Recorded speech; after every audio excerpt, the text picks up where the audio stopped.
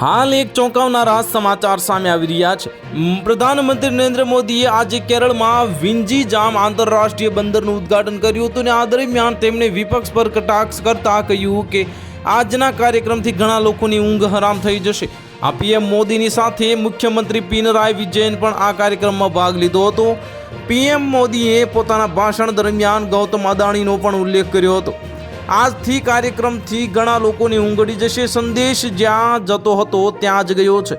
તેમણે કહ્યું કે આજે ભગવાન આદિ શંકરાચાર્યની જન્મજયંતિ છે।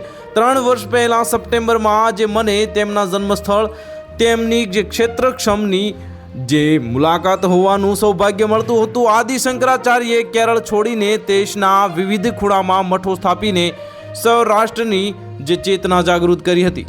હું તેમને સલામ કરું છું। અને વડાપ્રધાન મોદીએ કોંગ્રેસ નેતા રાહુલ ગાંધીનું નામ લીધા વિના તેમના પર પણ કટાક્ષ કર્યો। ગૌતમ અદાણીનો ઉલ્લેખ કરતા તેમણે કહ્યું કે ગૌતમ અદાણી પણ અહીં હાજર હતા। અદાણીએ ગુજરાતના બનેલા બંદર કરતાં અહીં વધુ સારું બંદર બનાવ્યું છે। આ વિંજીજામ બંદર આશરે 8,800 કરોડ રૂપિયાના ખર્ચે બનાવવામાં આવ્યું છે। આગામી સમયમાં તેની ટ્રાન્સશિપમેન્ટ હબ ક્ષમતા 3 ગણી થશે અને તેને મોટા માલવાહક જહાજોને ધ્યાનમાં રાખીને ડિઝાઇન કરવામાં આવ્યું છે। આ પીએમ મોદીએ કહ્યું કે અત્યાર સુધી ભારતની 75% ટ્રાન્સશિપમેન્ટ પ્રવૃત્તિઓ વિદેશી બંદરો પર થતી હતી અને જેના પરિણામે દેશને ભારે આવકનું નુકસાન થયું હતું। જો કે હવે આ પરિસ્થિતિ બદલવા જઈ રહી છે।